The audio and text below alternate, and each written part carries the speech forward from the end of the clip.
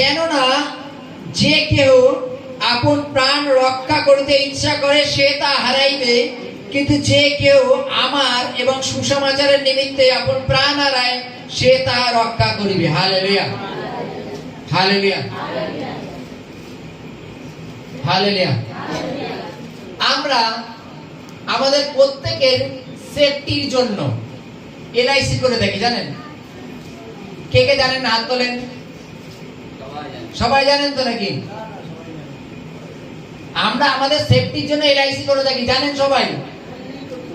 হ্যাঁ, জানেন তো, করেছেন তো। আপনার সেফটির জন্য করেছেন, কিন্তু আপনি টাকা পাবেন না, পাবে আপনার মেয়ে। তাহলে সেফটিটা আপনার কি হলো? সেফটিটা আপনার কি হলো? তাহলে যার ছেলে মেয়ে আছে তারা পাবে, সে তো মরে গেল, তাই তো নাকি? তাহলে সেফটি এটা। Hallelujah, hallelujah. আর আর ছেলে মেয়ে বলবে বাবা মা কিছু করে গেছে। কি করে গেছে? মানে যতদিন দিতে পারবে ততদিন মা বাবা ভালো, ততদিন দেবে না মা বাবা ভালো না, তাই? তুমি মরে যাওয়ার পরে ছেলে পেলে কি বললো না বললো দেখে লাভ নেই তোমার। বাইবেলে হিতোপদেশ কি বলছে? যে তার জন্য সঞ্চয় করে রেখে যাও। তাই তো, আমরাই পাবো সেটা। ফিউচারে কে পাবো? আমরা পাবো। আমরাই পাবো। জগতে যদি আমরা এলআইসি করি, সঞ্চয় করি, সেটা আমরা পট করে মরে গেলাম, অ্যাক্সিডেন্ট হয়ে ছেলে মেয়েগুলো টাকা তুলে খেয়ে নিল, তাই তো নাকি? কিন্তু আমরা প্রভুর প্রার্থনায় এসে বাক্য শুনে আমরা যে সঞ্চয় করছি এটা আমাদের জন্যই স্বর্গরাজ্যে গচ্ছিত আছে। Hallelujah, hallelujah. বাইবেলে লেখা আছে যে কেউ আপন প্রাণ রক্ষা করতে ইচ্ছা করে সে তা হারাইবে, আর যে কেউ আমার এবং সুসমাচারের নিমিত্তে আপন প্রাণ হারায় সে তা রক্ষা করিবে। হালেলুয়া। আমরা মাইকেল জ্যাকসনের নাম শুনেছি, তার জীবন চরিত্র জানি তো, জানি তো নাকি?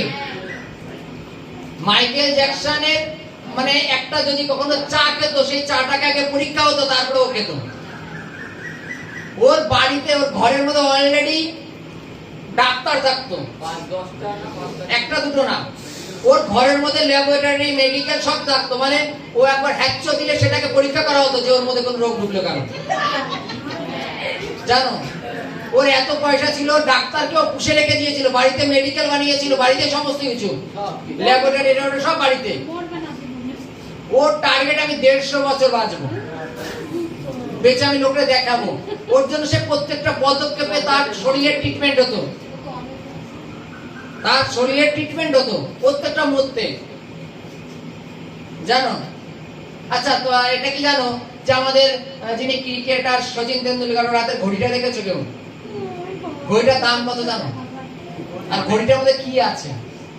আমরা তো 1000, 2000, 5000 ঘড়ি দেখেছি, লক্ষ লক্ষ টাকার ঘড়ি। কিসের?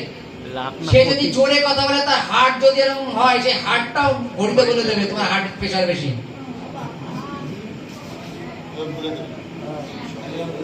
তোমার হার্ট এত জোরে পাম্প করছে, সেটা তোমার ঘড়িতে বলে দেবে সঙ্গে সঙ্গে। তোমার শরীরে কতটা ঘাম ঝরছে সেটা তোমার ঘড়িতে বলে দেবে, জানো? তার জন্য সেই ঘড়ির দাম আছে।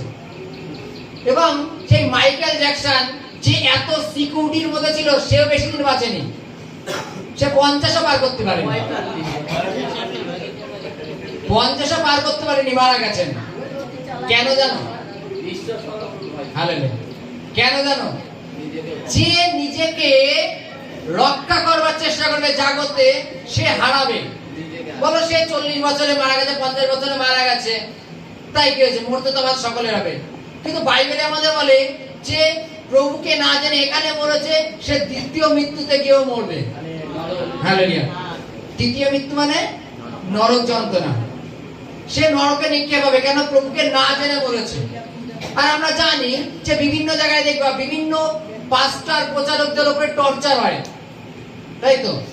বিভিন্ন জায়গায় সুসমাচার প্রচার করতে গেলে বিভিন্ন ভাবে টর্চার, মারধর, হ্যারাসমেন্ট হয়।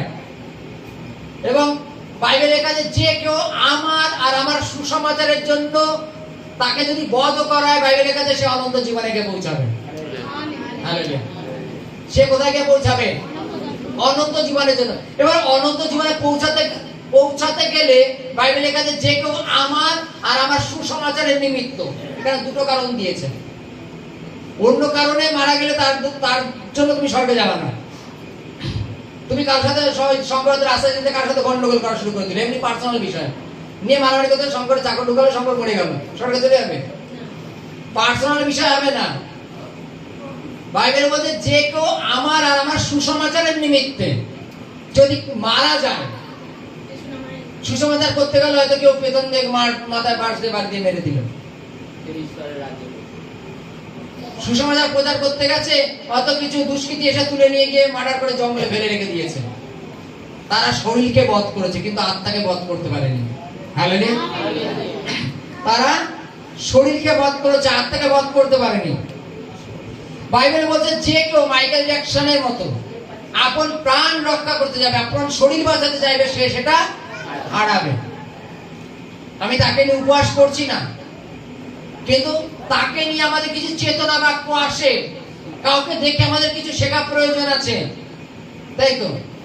যখন মাধ্যমিকের একটা কৃতি ছাত্রকে দেখি যে মাধ্যমিকে এই ছেলেটা এত রেজাল্ট পেয়ে পাস করেছে, এত নাম্বার পেয়ে পাস করেছে, ওই মুহূর্তে আমরা কতটা গর্বিত, আমরা আমাদের সন্তানকেও ওর বিষয়ে বারবার জানকারি দিই, দেখ ও দেখ কেমন রেজাল্ট করেছে, বলি তো নাকি? ফলে এইরকম কিছু উদাহরণ আমাদের জীবনে আসা প্রয়োজন। আজকে সে হারিয়েছে প্রাণ, কিন্তু যদি তোমরা ঈশ্বরের জন্য আর ঈশ্বরের সুসমাচারের জন্য যদি তোমাদের প্রাণ হারায়, তুমি সেটা রক্ষা করছো। কোথায়? স্বর্গের রাজ্যে। কেন? তুমি ঈশ্বরের সুসমাচার শুনেছো, ঈশ্বরের সুসমাচার পালন করছো এবং তদনুসারে চলছো, যার জন্য ঈশ্বর তোমার আত্মাকে রক্ষা করবেন। হালেলুয়া। ফলে আমরা এলআইসি কোথায় করেছি? কোথায় করবো? স্বর্গেই করবো। কেন? বাইবেলে লেখা আছে যদি আমরা জগতে সঞ্চয় করি তার মৃত্যু আছে, কিন্তু যদি আমরা প্রভুতে করি তাহলে সেটা অনন্ত জীবন আছে। হালেলুয়া। হালেলুয়া।